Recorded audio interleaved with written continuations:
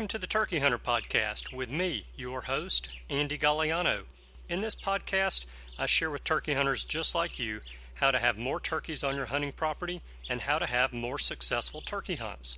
I teach you how to do this with tips and interviews with turkey hunting pros, wildlife management tips, and entertaining turkey hunting stories. Tune in weekly as I share proven and simple strategies to help you have more success this turkey season. Make sure to head over to www.iamturkeyhunting.com to subscribe to receive free turkey hunting tips, tactics, strategies, and product reviews. Also, please visit and like my Facebook fan page. Go to Facebook and search I Am Turkey Hunting, and also feel free to post your turkey hunting photos from this past season and let us know where and when you killed your bird. For all of you Twitter users out there, please follow me on Twitter, where my handle is @TurkeyHitman, and I will be sure to follow you back. And now, for this week's show. Is this thing on? Check, check. Hello, and welcome back to this week's episode of the Turkey Hunter Podcast. You are listening to episode 122, the 2017 NWTF Convention Recap. And I am your host, and the guy who's using a brand new microphone today. So I hope the audio sounds a good bit better, because if it doesn't, then I've sunk some money into a new microphone for no reason. You guys ask for better audio, and hopefully you're getting better audio.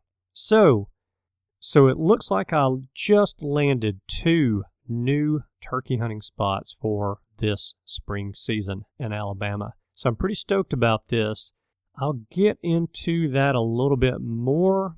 One of them I'm pretty sure is going to pan out. I'm actually meeting the guy out there Sunday to take a look at the property. And the other is a friend of mine who has a hunting club who says that I can go down there and hunt, that he's got one guy in his club who turkey hunts, and he said he would be glad to have me down there. Now, saying you'll be glad to have me down there and actually being glad to have me down there if I come dragging a turkey in one day are two different things. So we'll find out about that. But I'm pretty excited about these 2 opportunities as we are now 20 days, 8 hours, 9 minutes, and 21 seconds away from opening day of spring turkey season in Alabama. 3 weeks from this morning, I will be in the woods, hoping to hear the gobble of a lonely wild turkey.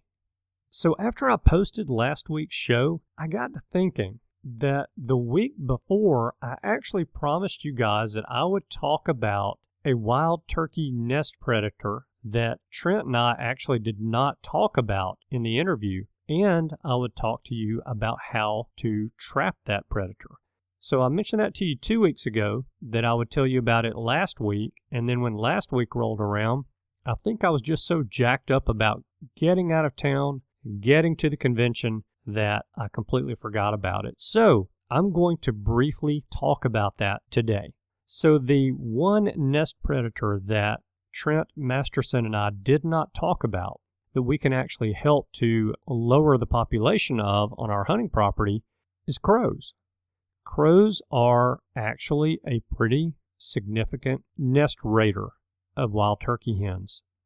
If you think about how you see crows moving around all day long during daylight hours, it's nothing for a crow to find a hen on a nest and then either run that hen off or wait on that hen to leave and get into those eggs. So I looked around a little bit on YouTube, and I actually found a trap that you can make for crows. So the videos that I found on YouTube that feature this ladder trap were all shot in the UK. And the UK has quite a bird problem. So I believe they are pretty good at knowing how to get rid of some unwanted birds. So if you want to actually see this crow trap in action, you can go to YouTube and just search trapping crows. And you should be able to see some videos of what is called a ladder trap. Now I'm going to try to describe this ladder trap for you guys very quickly. Imagine a cube, basically a box, And on the front of this box, it has a door. But the exterior of this box is not a solid material. It's actually made of chicken wire. So the exterior of this box is chicken wire. The front of the box has a door on it. And the top of this box has, just imagine a three-dimensional letter M that runs from the top of the front of the box to the top of the back of the box.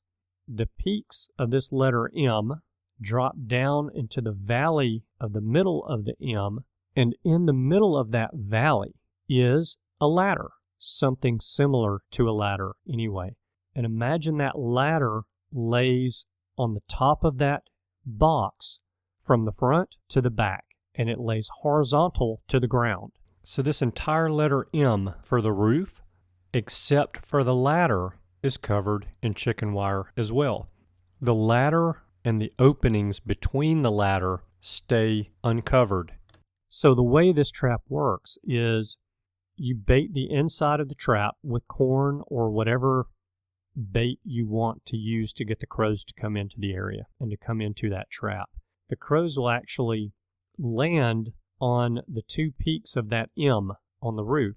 They will fly down into the trap through the ladder that is the valley in that letter M.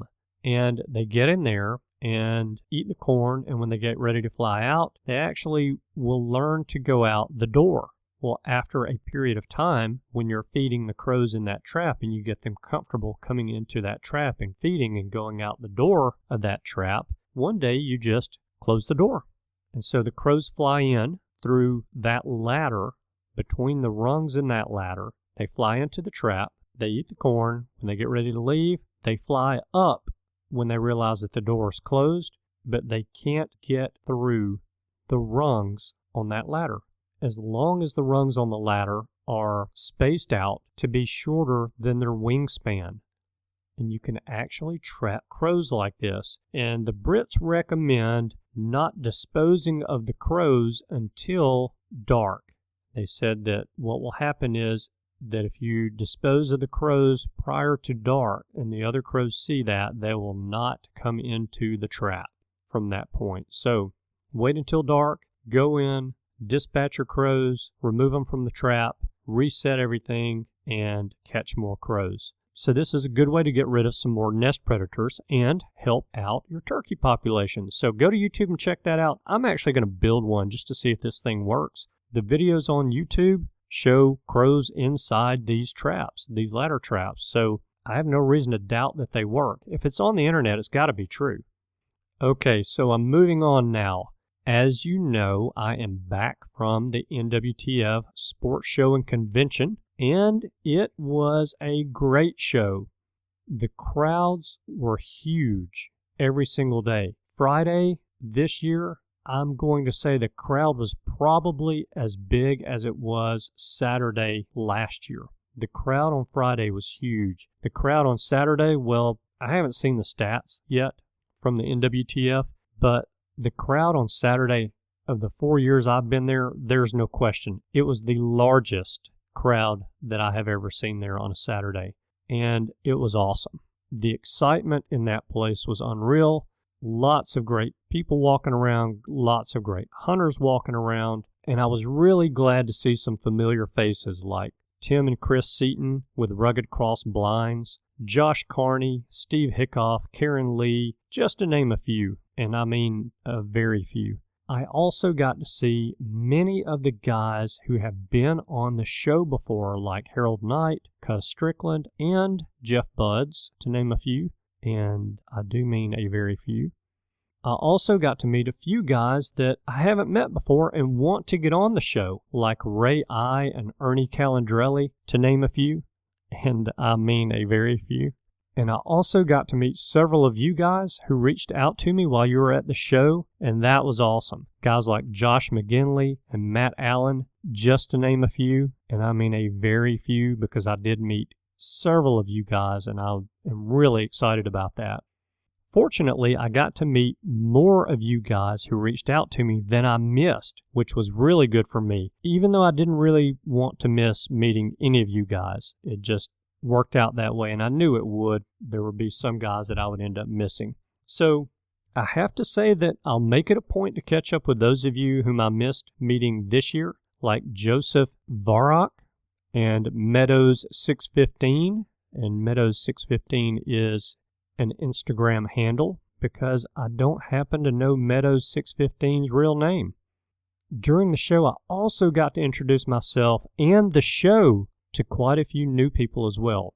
People like Jason McAlpin and Dustin Miller, just to name a few.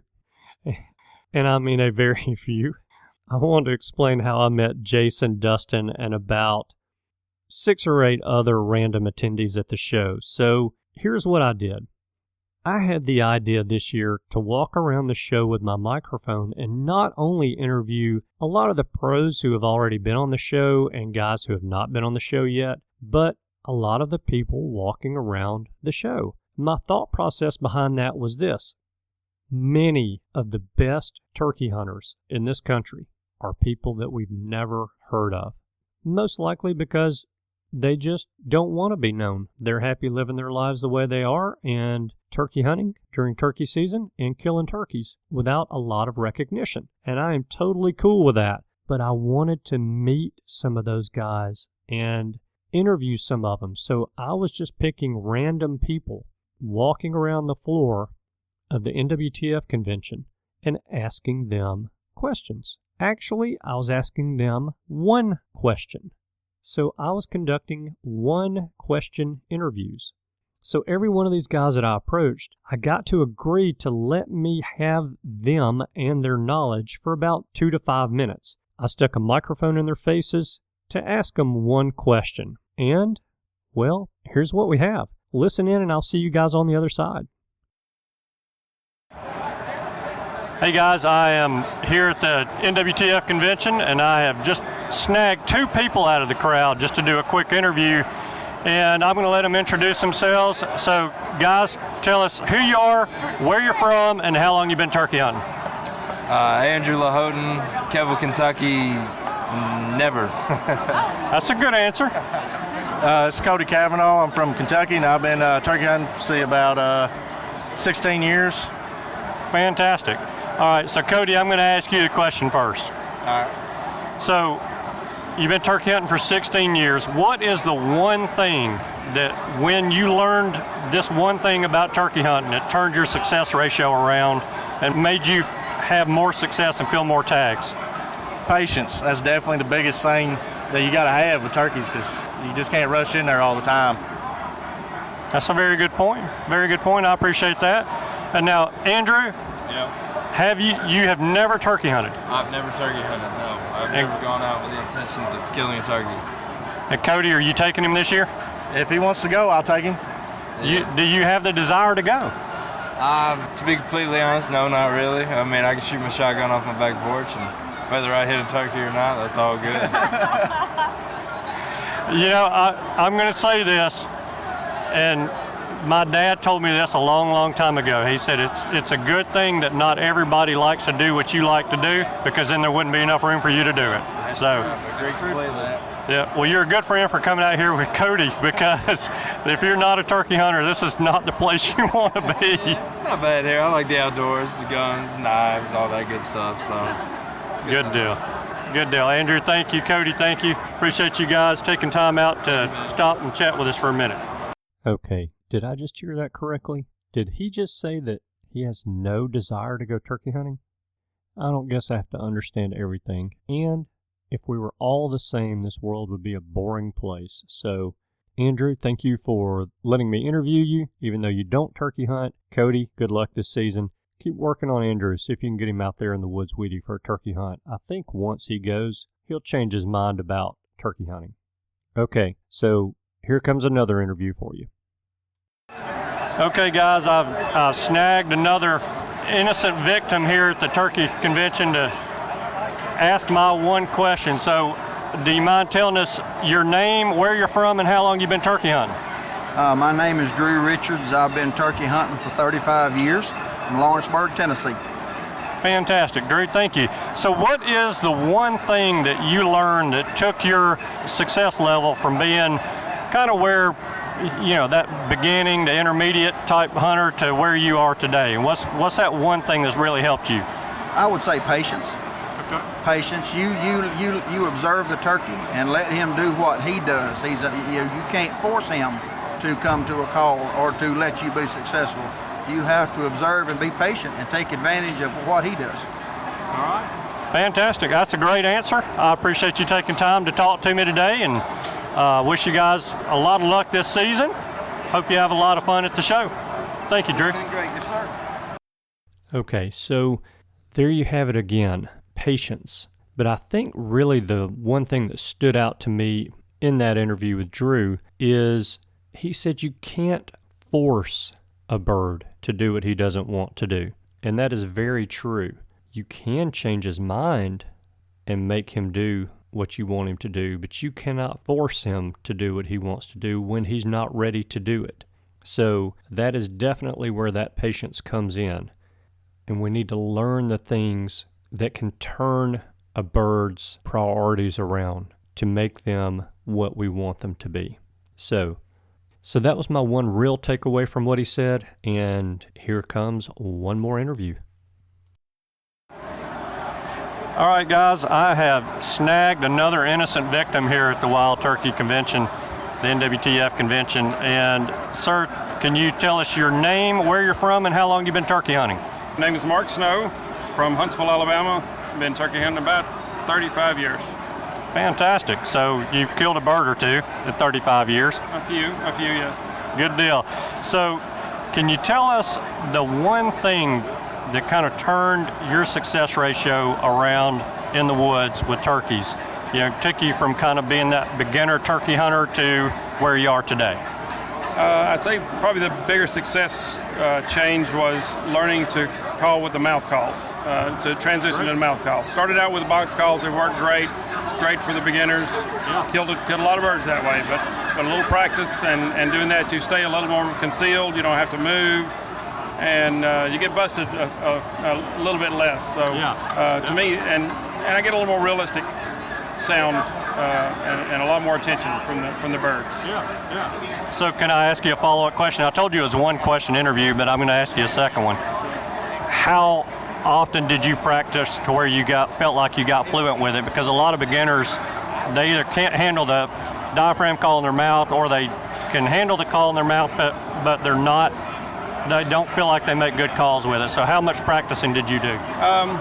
Well, even to this day, I usually start out about a month before the season comes in, and I keep it in the truck when I'm going back and forth to work. I'm calling in the truck and doing that kind of thing. But as a beginner, I don't know, fairly often for a few months, coming up to the season, and then of course in the field you do it. Listening to DVDs, listen to what it's supposed to sound like, things like that. Those all helped as well. Yeah. A big help for people that have trouble with it is trimming it. They take them out of the box and expect them to do that. You have to trim it to fit your mouth. So just start slow, trim a little off, get it to kind of fit. Yeah. And so that helps a lot as well, because it does feel a little awkward in your mouth. But trim it up a little bit and keep practicing. Good deal. Fantastic. Mark, I sure do appreciate your time, and I think that's sage advice, and hopefully it'll help somebody kill a turkey this year. Sure, no problem. All right. Ding, ding, ding. Winner, winner, chicken dinner. Did you guys pick up on that? I have seen the guys who compete in calling contests with diaphragm calls call with diaphragm calls that have no tape on them. And I thought, that's really weird. Why would they make a call with tape and then these guys are taking the tape off of the call? Well, if you can find a call that fits the roof of your mouth, it works very well without tape, which means that most of the calls when they come out of the case do not fit the roof of your mouth and you need to trim them. That is a great piece of advice that we just got. And if you guys are not trimming calls, remember, when you trim them, trim a little bit at a time. You can always take more tape off, but it's harder to add tape to a call that you've cut too much off of. So when you pull that call out of the case and it doesn't fit real well, you can't get it situated in your mouth, it's not making the calls that you want to make, trim some off the sides, trim a little bit off the back of the call, Try it again, see if you can get it situated on the roof of your mouth, and keep practicing with that call. Practice, practice, practice, and yes, you can master a diaphragm call. All right, here comes one more interview. All right, so I have snagged, I'm going to say he's a not so innocent bystander at the convention because I actually know this fella, but I've snagged him and I'm going to ask him the one question. And so before I ask you the one question, tell us who you are, where you're from, and how long you've been turkey hunting. Hi, I'm Richard Duncan, Birmingham, Alabama. Been turkey hunting for 32 years. All right. Richard, what is the one thing that you learned about turkey hunting that took you from kind of being at that beginner to intermediate level to where you are today? Andy, sometimes I think I'm still a beginner because they teach you every day that they know more than you do. For sure. But I'd have to say the thing that has taught me to kill the most birds is patience. I think a combination of calling, decoys, and the right setup, or even if you have neither one, you can tree stand hunt them just like deer. Yep. But patience. If you got patience, you can kill turkeys. And I believe that. That's a very good point, and you know, I think I may have heard that once or twice today. Patience. So that's very good. I appreciate that. So you've got a little product though that you are selling this turkey hunting related. You want to tell us about that real quick? Sure. I came out with the Strutting 360 in 2009, and last spring I came out with a new model. It's called the XDR, and it's a product that you can mount a decoy, whether a fake decoy, plastic decoy, or a real mount to, and you can control it with a transmitter. So you set it up in the field, go back to your hunting location, you see a tom out in the field, you can rotate it, looks like a big tom strutting if you're using a tom, and sometimes that's all you need to just have them close the distance. Fantastic. So where can somebody find that if they're interested in learning more about it? Right now we're starting to get them in dealer shops, but you can go to my webpage at www.rjduncan.com. Duncan is spelled D-U-N-K-I-N. Fantastic. Richard, thank you for taking a couple of minutes out of the walking around the show floor here to chat with me, and wish you a lot of luck and hope you sell a lot of the Strutting 360s. Thanks. All right, well, this is starting to be a recurring theme, isn't it? Patience. The more I hear that word, the more I think that I need to roll patience a little bit more into my turkey hunting strategies. Here comes one more interview for you. All right, guys, I have snagged another innocent victim here at the NWTF show to ask him the one question. So, can you tell us your name, where you're from, and how long you've been turkey hunting? I'm Jason McAlpin. I'm from Tresvant, Tennessee. I've been turkey hunting for 23 years. Fantastic. All right, so Jason, can you share with us the one thing that you learned about turkey hunting that took your success level from being kind of that beginner or intermediate level to where you are today? Major thing that I learned very early on is you cannot call a turkey to somewhere he doesn't want to go. And patience is key, and work on your woodsmanship skills and knowing the lay of the land more than anything. Yep. That's more important than calling, having the right choke in your gun or the right turkey ammo. It's patience and woodsmanship skills. They kill more turkeys, in my opinion, than anything out there. Very good advice. Very good advice. Thank you, sir. I appreciate you taking time to talk to us and share your wisdom. I love getting more than I bargained for. How awesome was that? How was that? Instead of one thing, we got three things. All of them great pieces of advice and things we need to work on as well to be better turkey hunters. Very good. So here comes one more. Hey, I have two more innocent victims here at the NWTF convention, and I'm going to ask them the one question. But first, tell me where you guys are from, how long you've been turkey hunting, and tell me your name. Not in that order. Give me your name first. I'm Katie Lyle from Savannah, Missouri. All right. And I'm Chaz Lyle from Savannah, Missouri. I've been turkey hunting for 23 years now. Good deal. I've been turkey hunting between 4 or 5 years. Okay. All right. Very good. So I want to ask each of you the one thing that kind of turned your success level, your success ratio around in the woods and took you from being what you might consider a beginner turkey hunter to, you know, that level of where you are right now. I honestly think for me, when he was teaching me, I kind of thought, as we were watching turkey videos and he's showing me what to do, I kind of thought I knew it all right off the bat. I'm with you. And he constantly told me how important it was to be as still as you can be because they can see everything. And when I was out there, I think when I was first hunting, I would scratch my nose. And he's like, you cannot do that. You cannot do that. They see everything you do. And then I realized when we were hunting, they were seeing me, and it was ruining our hunts. So then I took that in, and I decided, okay, I'm really going to be as still as I can. And we do that every time now. I think we try to be as absolute, you know, not move, just be as still as we can, and that's really just helped me, I think. Awesome. I think that's great advice. I have turkey hunted all over the Midwest in 7 or 8 states, and there's not one more important tool out there than a pair of binoculars. A turkey sees 8 to 10 times better than a human does. They see every movement out there, and they will absolutely see a person before a person will see them. So that's the only way you can even that game out.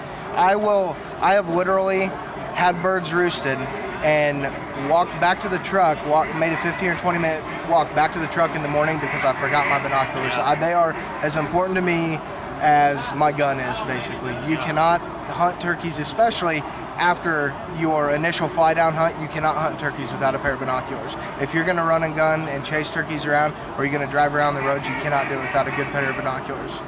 It is one tool that definitely helps to even the playing field as much as it can be leveled with a turkey. Absolutely. So I think that's great advice. Awesome. Thank you guys so much for stopping and giving me 2 minutes of your time and helping out some newbie turkey hunters. So I kind of slipped into the duck pond with that one a little bit, didn't I? That duck was quacking in the background, was about to drive me crazy. But those are two things that we haven't heard that I do think are extremely important. Using binoculars does help to level the playing field in the woods. And, you know, I've said this before in other episodes, kind of get that term running and gunning out of your head. You should do more stopping, looking, and listening. And that's where that word patience comes in again. If you will walk through the woods and pay attention to what's going on around you, listen to the sounds that are going on, you can hear turkeys drumming that are not responding to your calls. You can hear turkeys scratching in the leaves that are not responding to your calls. And you will kill more turkeys by paying attention to what's going on. When you get to a curve in the road, get up to the edge of the woods and that curve in the road. Use your binoculars to look down that road and peek your head around the curve in that road to see a little bit further. Take a quarter of a step and peek down that road so you can see a little bit further down the road. Take another quarter of a step so you can see a little bit further. Use those binoculars. Be patient. Pay attention to what's going on around you. And one other thing, she hit the nail on the head with this one, limiting your movement. So actually when I sit down on a turkey to hunt that turkey, I am completely ready to shoot without having to move. If that turkey comes into my setup right in front of my gun barrel, he's dead. I don't have to move. My gun is on my knee, the butt of my gun is up to my shoulder, my head is close to being down on the buttstock of the gun so I can take a shot. I am ready to shoot. All I've got to do is move a little bit left or a little bit right depending on where that turkey comes into my setup, and I'm ready to shoot. I don't have to worry about moving my gun around a whole lot to get in position to shoot. I don't have to worry about moving my body around a whole lot to get in position to shoot. I am ready to shoot. Limit your movement as much as you can. So that was another great piece of advice that we just got. Here comes one more interview. Hey guys, I've one other person wandering around here at the show who I just look at him and I just know this guy has tons of wisdom to share with us. So can you give us your name, tell us where you're from, and how long you've been turkey hunting? My name is Dustin Miller. I'm from Minnesota. I've been hunting turkey since I was probably 11 years old. And you're 14 now, is that right? Just about 32 years old right now. Wish I was 14. Oh, those good old days. All right, so can you tell me the one thing that when you learned it took your success level in the turkey woods from kind of that beginner hunter stage to where you actually are having a lot of success? Well, my wife can probably attest to this, but the turkey season never ends at our house. There's a lot of practice with calls that are going on pretty consistently. Her head, yes. Yes. But no, I think the biggest thing that I noticed is you need to practice your calling a lot. You need to. The biggest thing is to be out there and see what the turkeys are doing, how they're responding to calls. You know, that's been the greatest success for me as far as seeing improvement is, you know, knowing your call, knowing your equipment, being out there and being patient. That's the biggest thing for me that I've really seen my success go from mediocre at best, as some of my friends here might say, but I've kind of become a turkey killing machine now that I've learned how to run some very good calls, and that's where I've seen a lot of my success kind of improve at. So Fantastic. I appreciate you sharing that. I think that, you know, for me, I didn't realize until just really a few years ago that a turkey call is a musical instrument. It's just a different type of musical instrument, and if you're going to learn to play any musical instrument and be good at it, you got to practice. And so I think that's very good advice. Absolutely. Good deal. Dustin, thank you very much. I hope you enjoy your time here at the show, and wish you a lot of success this spring. Thank you. Okay, so I don't even know what to say after that one. That was so good that I just don't even think I can add on to it. If you didn't catch all of that, go back and listen to it again. I mean, what can I say that'll make that any better? Let's put an exclamation point on it, and let's move on to the next interview. Okay, so I've actually managed to bump into another somebody I know, and I've had the pleasure of turkey hunting with this guy before, and I can tell you he's pretty good at it, but I'm not going to say that so loud that he can hear me because his head's going to get big, but I'm going to ask him the one question. So tell us who you are, where you're from, and how long you've been turkey hunting. My name is Gary Vines. I've been turkey hunting 42 years, and I make the Spurmaster turkey call, and been enjoying the last 4 or 5 years pretty good. That's what I've been using the turkey hunt. All right.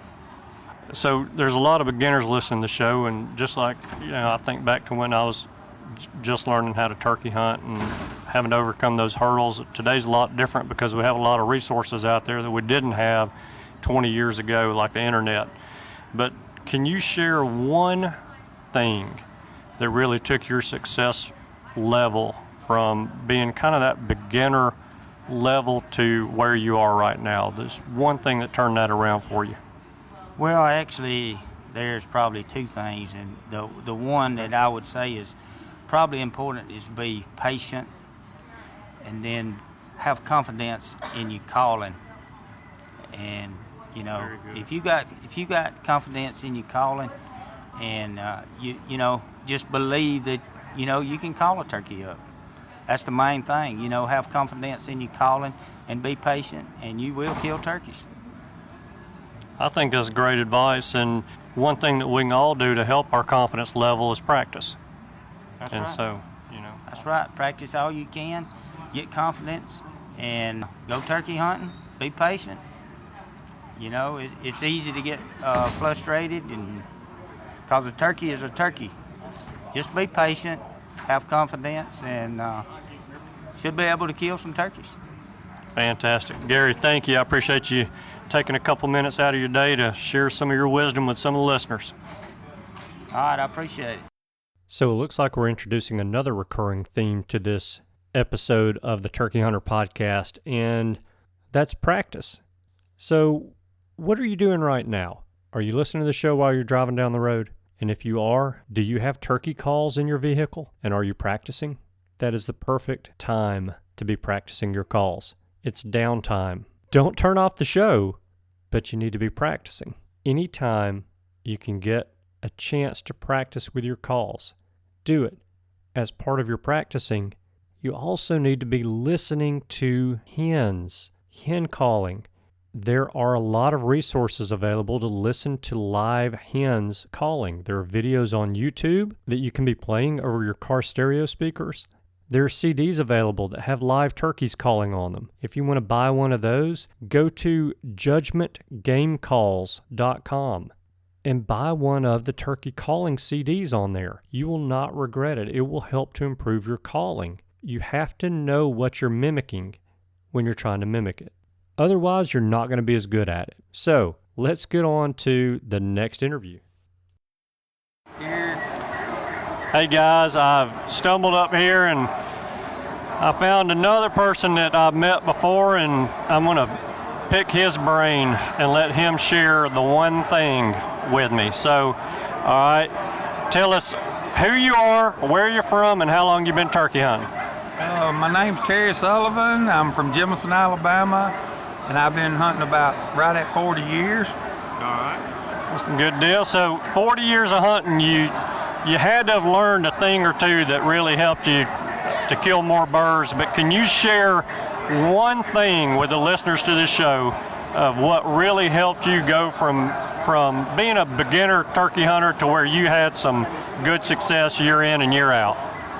Well, to me, the biggest thing that helped me was having a grandpa that turkey hunted and having a mentor to take you and get you through, showing you how, and instead of having to learn on your own, that really will help you get with somebody that's a really good turkey hunter. And I was blessed to have grandpas and uncles, so I was raised from a little boy hearing turkey hunting stories, and I remember as a kid saying, man, when I grow up, I want to kill me a turkey. Yeah. You know, so getting to be around old turkey hunters will really help you.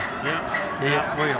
So not only going with them, but listening to their stories is probably a big help too, wasn't it? Oh yeah, when you grow up hearing turkey stories your whole life, it really helps being around it, and it'll get you fired up. And then, like I said, you get to go, and they've been through it for years. It's a big help.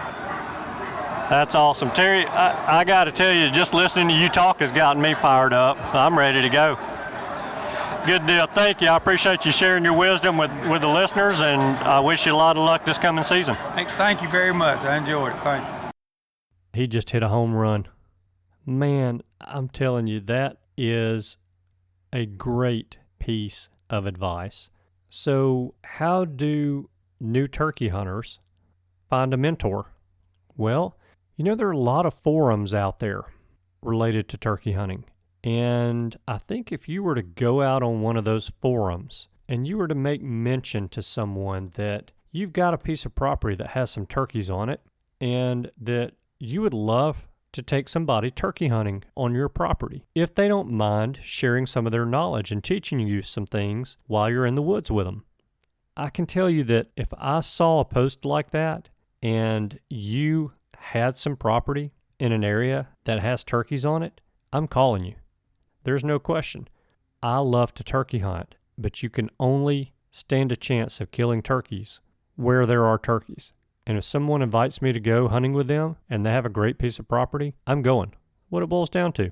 So, get on the forums and look around. See if you can find somebody who's been turkey hunting for a long time that's willing to take you. And good luck, and be safe. We're moving on. Here comes one more. Dadgummit, I'm getting fired up. All right, so I've got to tell you, I'm having a ball doing these interviews because I'm just grabbing people off the show floor here at the NWTF convention, and I'm putting them on the spot, and I'm getting a lot of, well, I don't know what to say. All right, give me the microphone. I'm ready now. So I've snagged one other victim, and I want you to tell us who you are, where you're from, and how long you've been turkey hunting. My name's Blake Dial. I'm from Livingston, Alabama, and I've been turkey hunting since I was 6 years old, so it would make 15 years now. I grew up hunting with an old mentor named George Mayfield from Pickens, Alabama. He owned the Roost in Knoxville, Mississippi for roughly 25 years and sold out. So I grew up hunting with him and had a lot of good experience with that man. And he taught me a lot of things in the woods, but the main thing that he taught me that would carry me over the top was woodsmanship and not to call. Yeah. The best thing he ever taught me was silence is golden. So the best thing you can do is to put your calls in your pockets and listen. Hunt with your ears and don't hunt with your feet. You sit down and listen. Sit down. If you have the time, sit down for an hour at the time. The old man always told me he would sit down for an hour at a time, and whenever you think you've been there for an hour, sit down for 15 more minutes, and then you still haven't been there long enough. So, I mean, that's the number one thing that I can say to anybody is just don't rush yourself in the hunt and sit and listen. When you're walking, you can't hear anything. So the best thing you can do is sit and listen and hunt with your ears. Very good advice. Very good advice. After I got a few years under my belt and I messed up a bunch of turkeys by being impatient, I made myself a rule that when I sat down against a tree that I would not move for 1 hour. And I actually killed a couple of turkeys that way, and then I got antsy and, I've gone back to my bad ways again. But that is a great piece of advice, and I think if people will plant their butt down for an hour, and if you sit down and you realize you sat down in the wrong spot, get up and move real quick and then sit down for an hour. Don't sit there for 30 minutes and then think you're going to get up because you're going to bump him. So, good deal. Blake, thank you. It's a great piece of advice, and I appreciate you taking time out to share that with everybody. Thank you. Once again, we got more than I asked for. Blake is a young hunter, but he is a good one. And he's a good one because he had a mentor who was a good one. So what you're hearing from Blake is what his mentor has taught him. And Blake kills a lot of turkeys. So there's another great short interview with Blake, and here comes one more. Hey guys, I have snagged what a lot of people feel like is one of the very best turkey hunters in the state of Alabama, and he's not going to say that he is. But I'm going to let him tell us who he is, where he's from, how long he's been turkey hunting, and then I'm going to ask him the one question. So. All right, my name's Bob Walker, and don't believe everything he says about me. One thing I've learned a long time ago, too, is if you think you know it all, you're backing up. But I'm from Livingston, Alabama. I've been turkey hunting since I was 10 years. Well, I went with my dad the first time when I was 4. I killed my first turkey when I was 10, and I'm 54 years old, so you can do the math. I was lucky. My dad was a turkey hunter early on. There weren't that many around. Yep. So I got to sit by the tree and watch him till I was old enough to do it. And that right there was huge. Oh, yeah. Yeah. I had to learn patience. My dad was patient as he could be. I mean, it drove me nuts sitting there. But I got an elbow in the ribs many a time. Be still, be still. But anyway, that right there is one thing. But all right, what's your question now? All right. So the one thing that I want to know, that everybody listening to the show wants to know, is what is the one thing that you learned starting out turkey hunting that took your success level from being kind of that beginner type success level to where you are today? Well, number one is there's not one thing. But since you asked me one thing, I would have to say you gotta think like that turkey's thinking. In other words, what is that turkey thinking? Every turkey you sit down on, you got to go, okay, why is he doing this? Why is he doing that? You've got to get in his head. You have got to try to think like a turkey. And that sounds corny, but you've got to think about why is he doing this? Why is he doing that? And if you'll do that, you'll catch yourself doing things just like that you just don't realize that you're doing, and you'll be doing yourself a favor, I think. I think it's a great piece of advice. So then how do you recommend somebody learns that? By just going and watching birds? Well, watching turkeys, really, I know a turkey hunter pays attention to when he's calling to a turkey and how that turkey reacts and what it does. And, just put that in your mind and remember what he did, and you've got to learn from experience. But, if you want to shortcut that, really pay attention to what that turkey is gobbling at. Okay, every time he gobbles, is he gobbling at every crow? Is he gobbling at one that's just loud and not answering everything? Well, if he's gobbling at every crow, or every owl, he's fired up. Yeah. You can do a little bit different with him. You can yelp at him a little more and do that. But if he's not gobbling and everything and you kind of got to pull the gobble out of him, well, you may have to treat him a little different. You know, you got to treat him with kid gloves or either build up, try to get him fired up.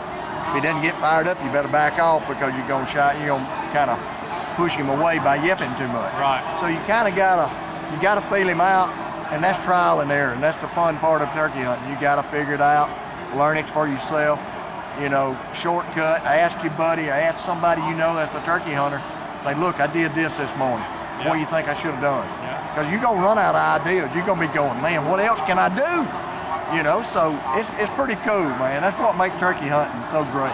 You're right. No absolutes. You're right. And I think that a lot of the frustrations that I experienced as a beginner turkey hunter, really, you know, now that I'm older and I look back on them, that's part of what made it fun, and that's what kept me going and kept me going after them. Kind of a chess match, you know. Yeah. I hated getting whooped. Oh yeah. And I still do it today. You're exactly right. And I can remember me and my dad going and I could yell. I mean, I could yell and do all this, you know. And he said, "You got to go."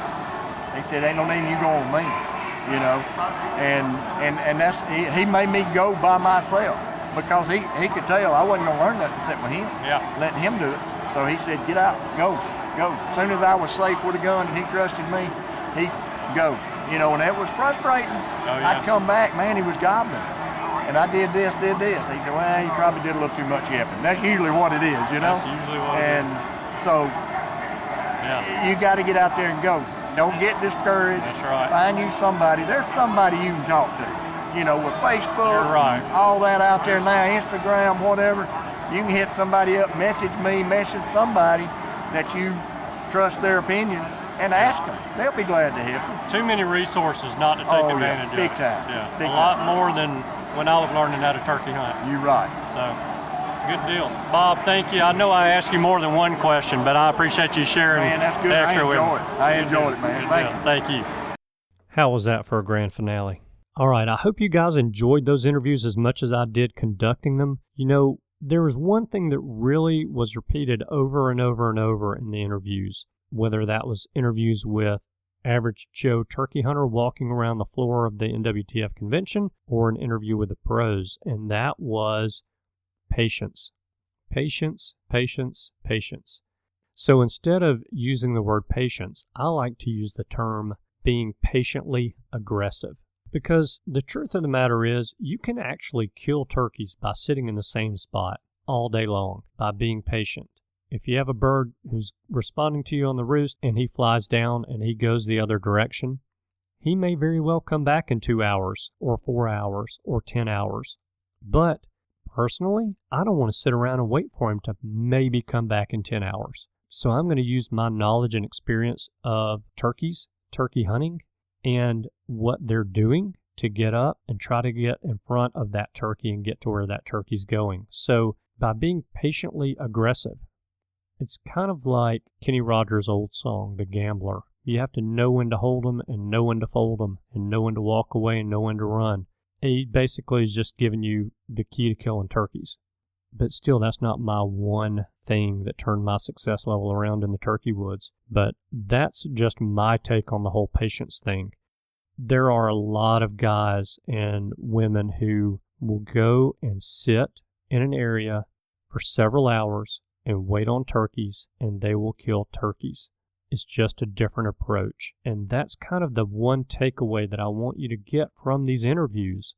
There is not one thing that you can do to kill more turkeys. There are many things that you can do to kill more turkeys. Lots of those were mentioned in these interviews that we did today. So killing more turkeys involves us having more tricks in our bags. We need our bags full of tricks, and we need to pull those tricks out and try them on turkeys when the turkeys are not responding. And if it's not working, grab another one out of the bag and try it. If it doesn't work, grab another one out of the bag and try it. Run through that bag of tricks on turkeys, and you will kill more turkeys. What I want you guys to take out of this episode of the show and these interviews that I did is I want you to be able to have more tricks in your bags. So take some of these tricks that you're hearing, take some of these one things that you're hearing, put them in your bag of tricks, and pull them out this season when you get a bird that's trying to whip up on you pretty good. Okay, now I want to thank everyone who gave me the time of day at the show and took time out of their day to share their knowledge and opinions with us. My plan was to have 2 episodes of these interviews. I really wanted to get about 25 of these done. But both of the helpers that I had lined up to help me with these interviews got sick, and neither of them could help me. Sometimes the best laid plans go awry, and we just have to make do with what we can do. Nonetheless, I thought the interviews that I did get turned out really well, and I hope that you guys learned something from them. Now, if you want to hear how some of the pros answered the one-question interview that I did, then you'll want to tune in next week to find out how you can get that information. All right, so that's all that I've got for you guys this week. But before I let you go, I need one favor from you this week, please. It's not even a ginormous favor. It's just a regular old favor. Please like, retweet, and share this episode on Facebook and Twitter. If you've got friends who like to hunt, whether they like to turkey hunt or not, make sure that you get this in front of them, and maybe we'll hook another listener, and we might even get another turkey hunter in the mix. Thank you guys so much for tuning in this week. I know that you have choices. I appreciate you spending your time with us. I hope you have a wonderful week, and I look forward to seeing you again with another awesome show next week. Goodbye. Thanks for tuning in. You were just listening to the Turkey Hunter Podcast. If you enjoyed the show, please go on over to iTunes and leave a 5-star review. And make sure to head over to www.iamturkeyhunting.com to subscribe for free turkey hunting tips, tactics, strategies, and product reviews to help you have a more successful turkey season. And stay tuned for upcoming episodes on hunting afternoon birds, how to film your hunt, and the breeding cycle of hens, as well as some guest interviews. Thanks again for listening. We know your time is valuable, and we appreciate you sharing some of it with us. See you next week.